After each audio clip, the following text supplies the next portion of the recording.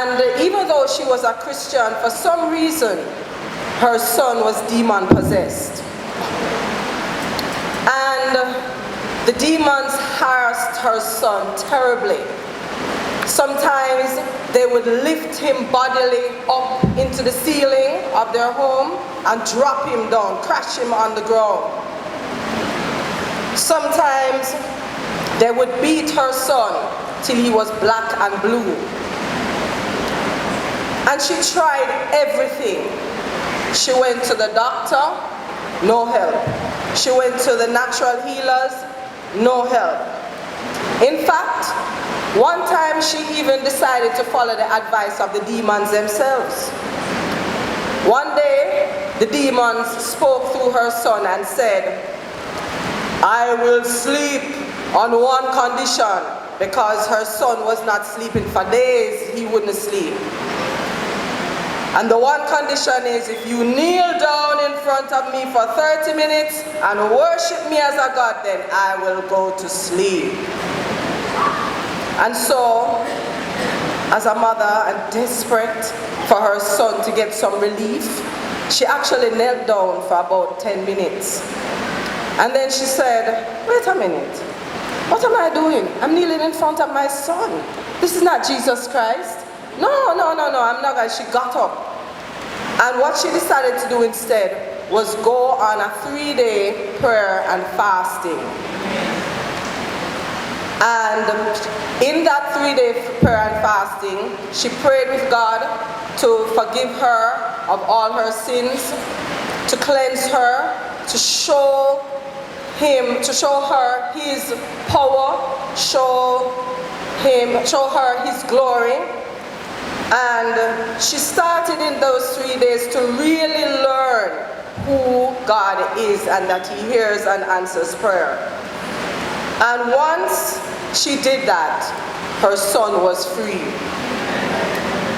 Moderna is now a teenager, and every chance he gets, he tells the testimony of how his mother's prayers delivered him from Satan's power.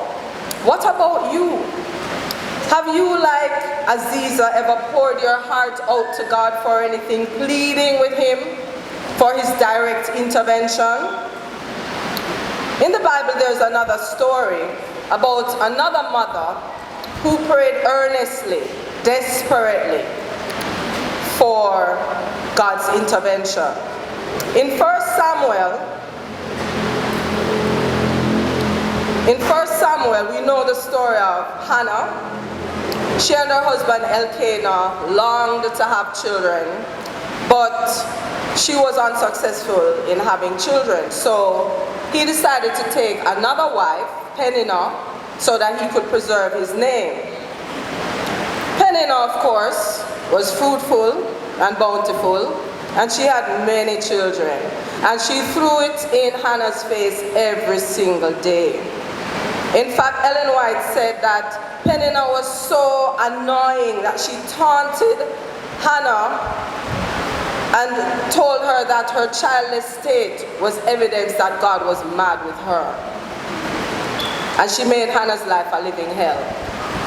So every year when they went to the sanctuary, even though Elkanah tried to comfort her as husbands will do and said, "Am I not better to you than many sons?" and he gave her everything she wanted, she was not happy. She knew that God alone could solve this problem for her.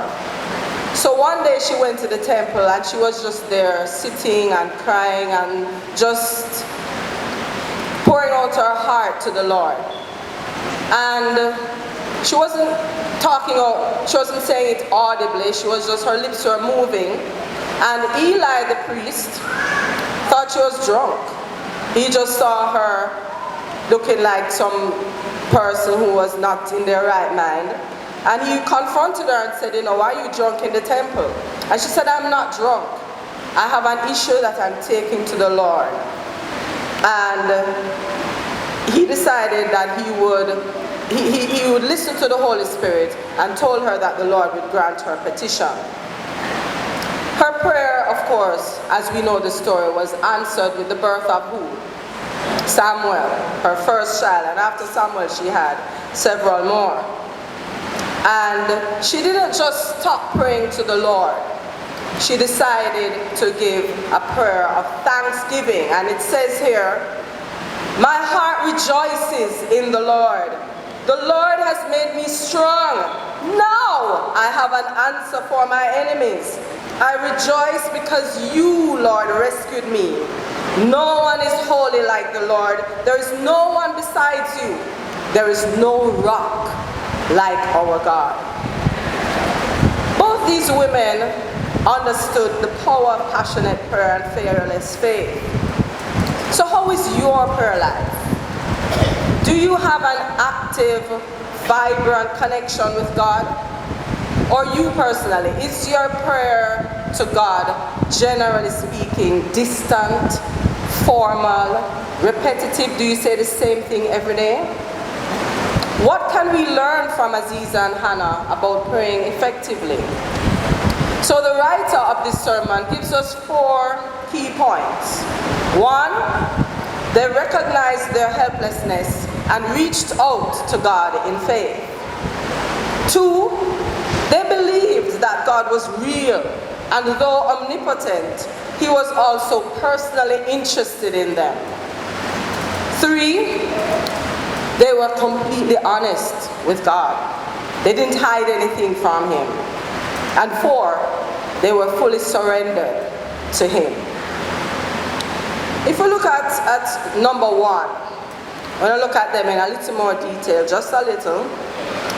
They recognized their helplessness and reached out in faith. Have you ever been in a helpless situation where you just know you can't do anything about that? Whatever it is, I've been in that position several times. I remember one night, I was at my parents-in-law's house in the country. There were a group of us, family there, and we had gone out to the country for the day to another part of the island. And what we didn't know was that some men had broken into the home, and they were out there waiting for us when we got back from Westmoreland, I think it was we had gone to. And they were out there waiting for us to go to sleep and then come in and kill my husband's parents. My husband's parents, they had come in before, and my husband's parents at the time were very, they just said, "No, you're not coming in here and doing this," and they had actually run the men out of the house. So when they came in, back that same time, they had said, "We're going to kill them this time." But what they didn't know was that all of us were in the house. A whole bunch of us were in the house. And we went to sleep, and by the time I woke up, because it started on one side of the house, and it was just machete, knife, ice pick. You can just imagine the carnage that was going on out there. And it moved from that side of the house and came over to my side of the house. So by the time I heard what was going on and I opened the door just in time to see one of the men with an ice pick at my sister-in-law's throat and saying, if you move or say anything, she's going to die.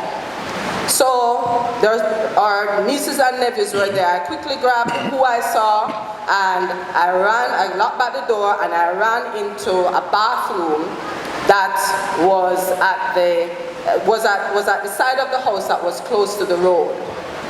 All I could do at that moment was open the window and call out and say, "Help! Help!" This is like 2 o'clock in the morning. Them a kill teacher, them a kill teacher. I mean, God understands patois. So, I knew he heard. At that time, it just so happened that there were 2 guys coming home from a dance. And when they heard, them a kill teacher, them a kill teacher, they ran towards the house. What I heard in the banana trees outside were several feet running from the yard because several other guys were outside waiting. Two were inside chopping us up and several others were outside waiting. And they ran away. And to cut a long story short, if you see those marks in my husband's face, it's not because he was a bad boy at the school and, you know, got into fights. That's what they did to him. Several stitches and, you know, thank God his parents survived, and his father, as a result of it, his father became a Seventh-day Adventist, which was one of the blessings of this. But when you are helpless, you just have to cry out to God. You just fully surrender to God. Both Hannah and Aziza realized that of themselves they could do nothing. They were powerless to change their situations. And they were not afraid to pray to God boldly, personally, and honestly. Their prayers were similar to David in Psalm 40 when he said, "Do not withhold your tender mercies from me, O Lord. Let your loving kindness and your truth continually preserve me, for innumerable evils have surrounded me. Be pleased, O Lord, to deliver me. O Lord, make haste to help me." I said that in Patois. "I am poor and needy, yet the Lord thinks upon me. You are my help and my deliverer. Do not delay, O my God." When we're in helpless situations and all we can do is call on God, call on the Lord. He hears and he answers. The second point of teaching is they believed God was real. And although he's high and lifted up and he's omnipotent, he's also personally interested in each of us. Let me tell you, I know God spoils me rotten. He loves me. I don't know if you have ever felt that, but he cares about every single thing, every detail of your life. I have what I call a prayer pot at home. It's a pressure cooker. It's good. The pot itself is good. But the seal, for some reason, it just doesn't work. We've searched, tried to find another seal, no seal fits it, it doesn't work. And you know pressure cookers don't work without a seal. And so what I decided to do, because I'm a vegan vegetarian, I have to eat peas all the time. And I don't buy tin peas, I have to pressure my peas. So I decided, after desperation one day, after trying for about 7-8 times to get the pot to work, just pray. And what I find, this has been going on from last year, by the way, it's not a fluke. I'm telling you, every time I need to cook a pot of peas, I just put on that seal and I have to pray before I close it. Because if I decide to close it, I say, it's not going to work this time, it don't work. I have to pray, and every time without fail. So my husband doesn't use the pressure cooker anymore, and I don't know if he doesn't want to use that method, but when I use the pressure cooker, it works. In fact, this last time, I was pressuring some lima bean, broad beans, and I thought it wasn't pressuring. I really thought the prayer wasn't working. And it wasn't pressuring, the pot really wasn't pressuring. But the Lord said, open the pot and test the peas, and they were cooked.